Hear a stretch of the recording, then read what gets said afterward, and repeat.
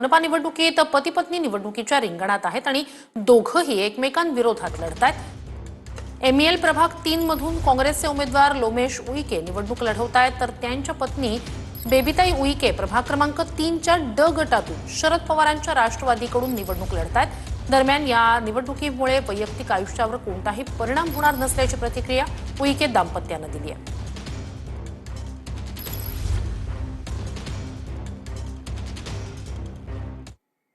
प्रचार करताना नवरा बायको उभे असल्यामुळे कुठेतरी थोडा बहुत वेगळा विचार येतो कधी?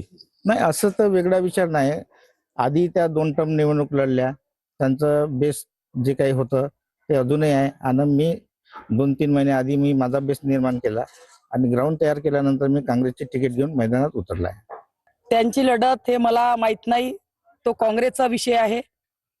कारण मी एक पक्षाची जिल्हाध्यक्ष असल्यामुळे मी माझ्या पक्षाचा विचार करणार आणि येणाऱ्या काळामध्ये आम्ही आमचं पॅनल निवडून आणण्यासाठी प्रयत्न